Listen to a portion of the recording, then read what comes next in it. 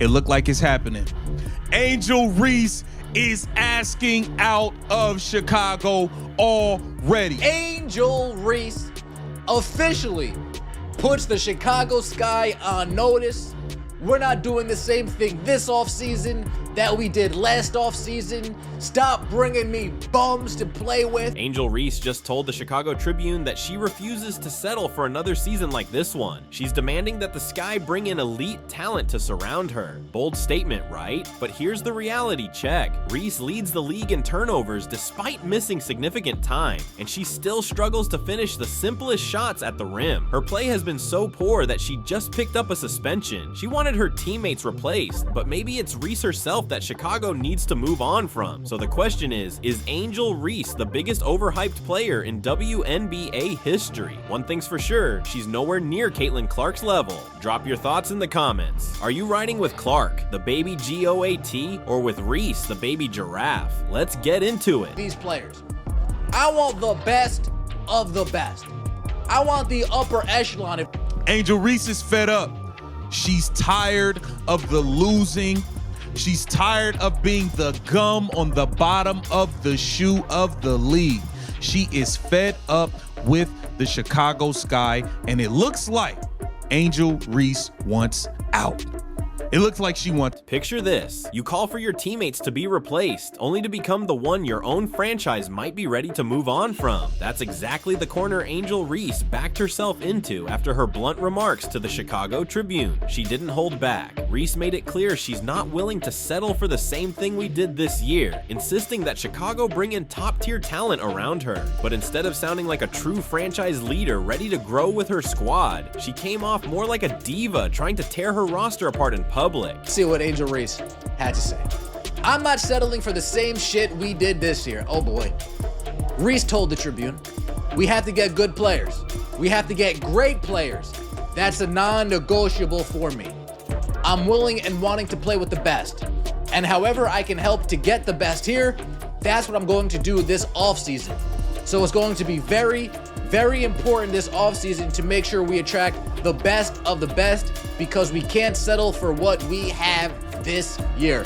Overhaul this roster. That interview didn't just stir up a little controversy, it flat out angered her teammates and even rubbed veterans across the league the wrong way. Reports say the Sky had to call a locker room meeting just to deal with the aftermath. That's not the sign of a healthy squad. That's straight up damage control. Think about it, you haven't even proven yourself yet, and suddenly half the team has to gather just to clean up your mess. That's not leadership, that's dysfunction at its core. Office force that the entire team has seen Angel Reese comments that teammates are unhappy with the direct attacks. A team meeting is planned at which players are expected to address Reese directly.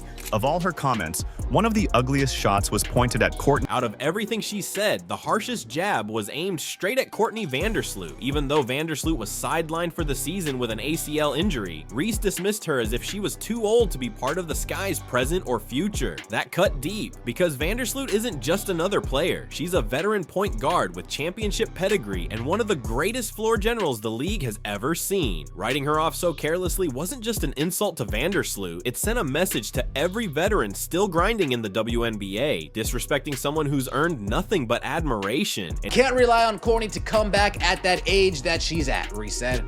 I know she'll be a great asset for us, but we can't rely on that.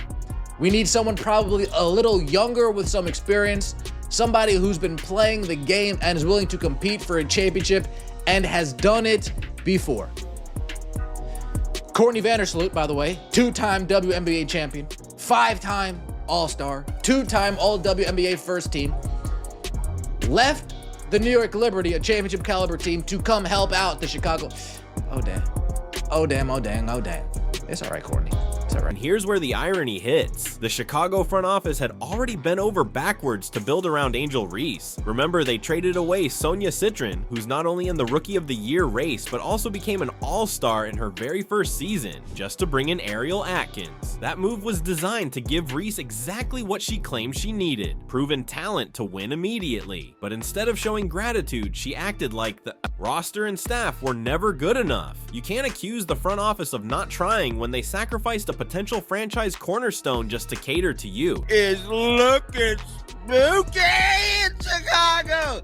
Instead, Reese said she doesn't believe her teammates Rachel Berman or Haley Van Lith are capable of leading them to the leading the playoff team.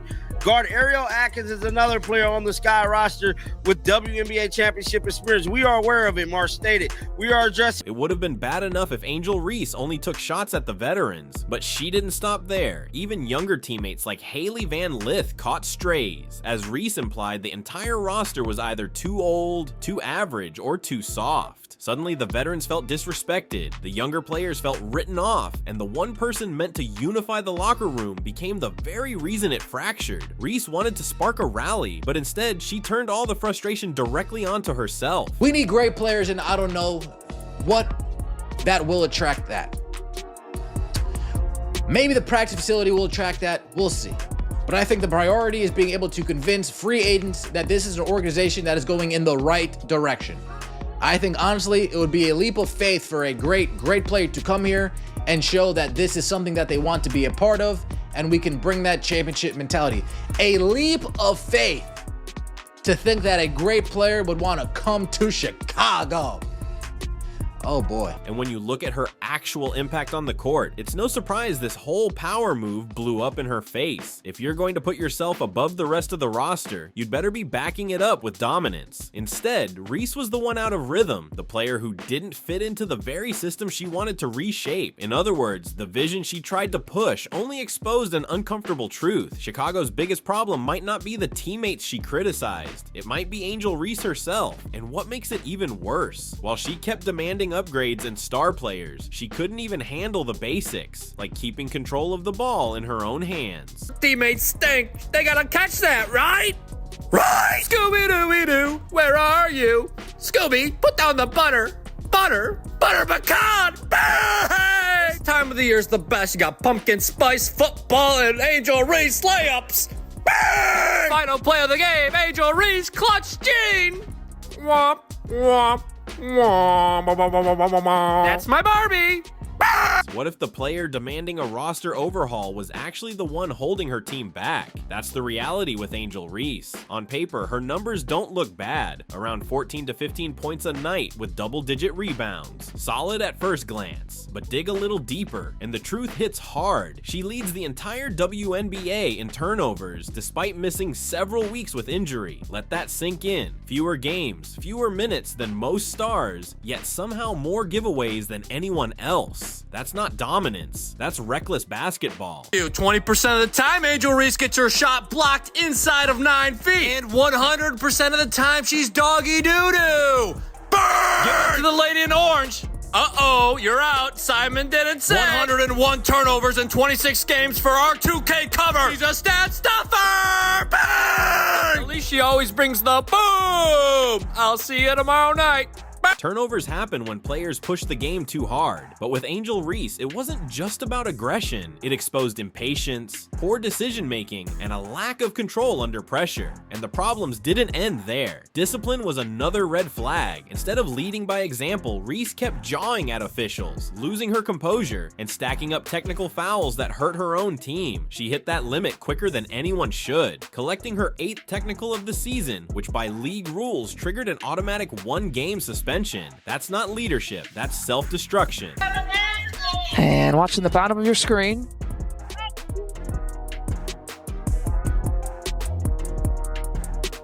The contact by Reese. You can see Angel's right hand got Aaliyah Edwards on the head. And if they do, Lisa, I'm okay with that too, because I think you have to officiate these teams very tightly.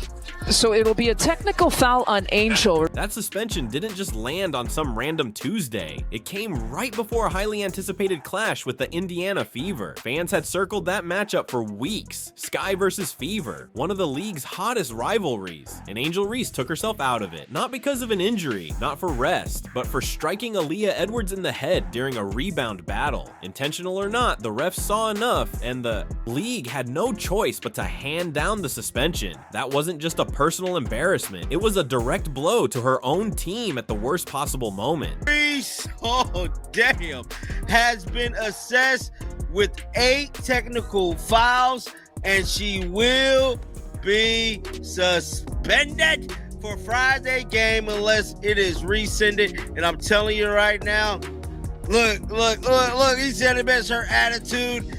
That mug ain't getting rescinded. Angel Reese has struck out again. The irony here is impossible to miss. The Chicago Sky were supposed to be built around Angel Reese, yet more often than not, the team looked sharper, faster, and more connected when she wasn't even on the floor. The ball moved with ease. The defense had more bite, and at times they even pulled out wins without her. Think about how backward that is. A true star is supposed to elevate their team, but in Reese's case, the less she played, the better the Sky seemed to function. That's not a franchise cornerstone. That's a franchise liability. Ask Chicago fans if they see Reese as the foundation for the future, and many would say she feels more like an anchor dragging them down. She wanted to prove she was the centerpiece, but the results told a different story. What good are 15 points and 12 rebounds if they're buried under sloppy turnovers, constant jawing at refs, and suspensions at critical moments? Watching Reese on the court wasn't watching a savior, it was watching a weakness that showed up when the team needed strength the most. Are gonna listen to what Angel Reese had to say about Courtney Vandersloot. Are gonna listen to what Angel Reese had to say about her current teammates. How many players are going to say, oh yeah, I wanna play with that player who has no problem throwing me under the bus with 3 games to go? I wanna play with that.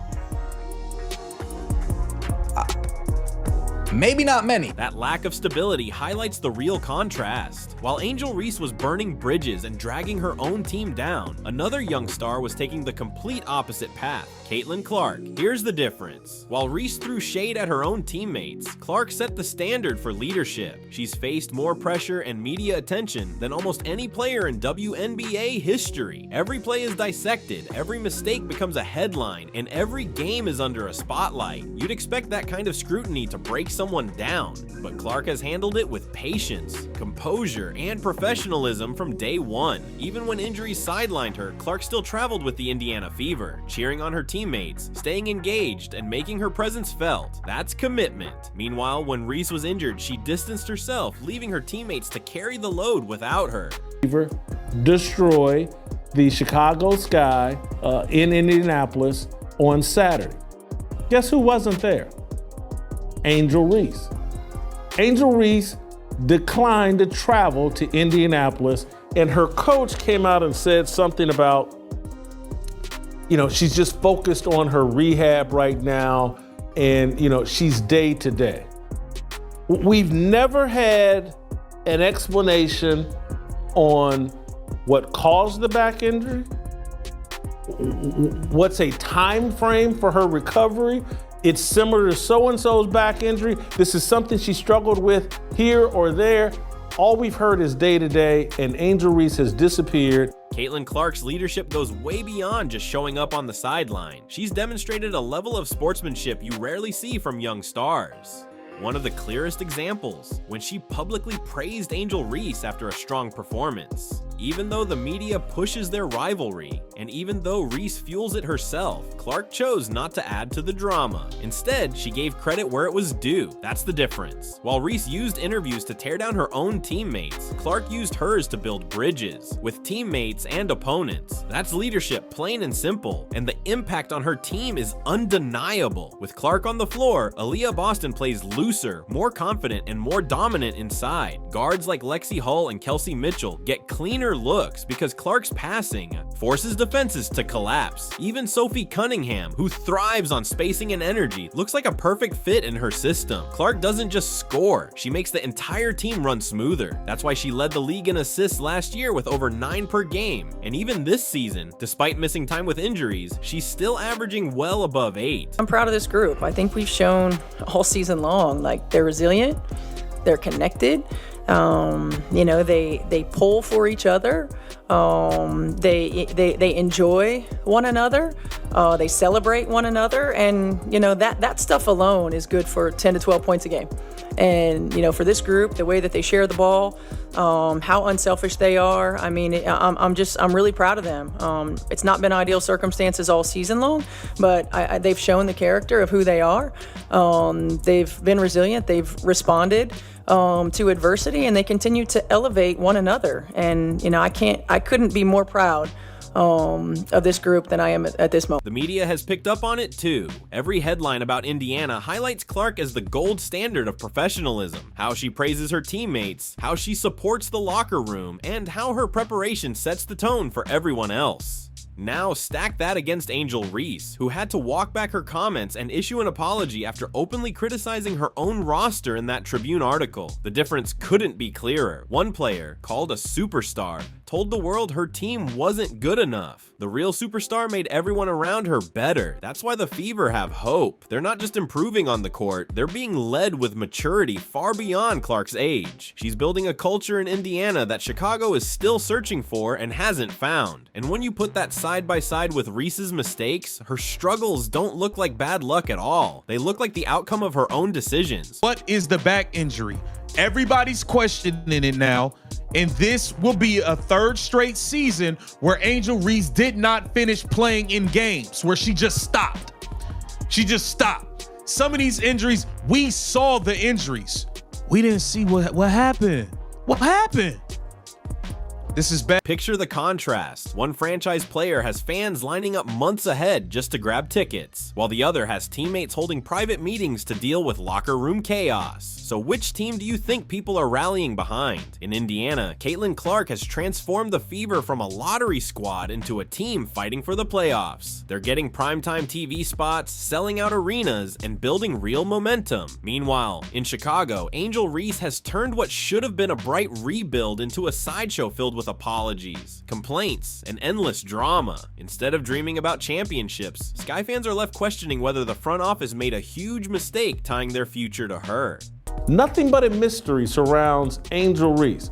Angel Reese has taken this season off to focus on her off-court endeavors and to avoid these losses that the Chicago Sky are accumulating, to avoid them appearing on her resume.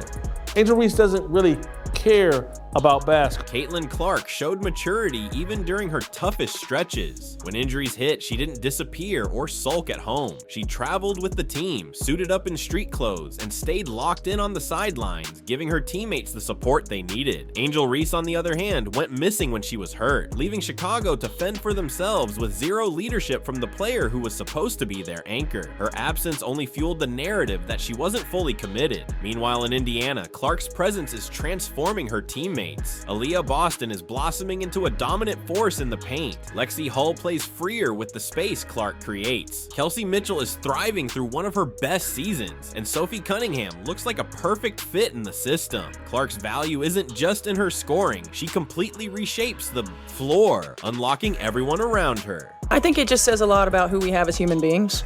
That was one of the things that we made a priority in the offseason of, who we bring into this organization. Number one, quality human beings, selfless human beings that want to pull for one another, that understand. We have this depth for a reason, and sometimes it creates challenges getting people on the floor. But in situations like this is why you have it. And I'm just, she's right. I mean, as a pro and as a pro coach, this is one of the most connected groups I've seen. The proof of Indiana's rise is everywhere. Record-breaking attendance, merchandise flying off the shelves, and primetime coverage almost every week. Meanwhile, Chicago sits at the bottom with a miserable 10-30 record, drowning in suspension drama, and a fan base that's fed up with the lack of progress. Sky fans aren't hiding their frustration, they're calling out Angel Reese's so-called leadership, and that's where the gap between her and Caitlin Clark becomes crystal clear. Clark's professionalism is why veterans want to play alongside her.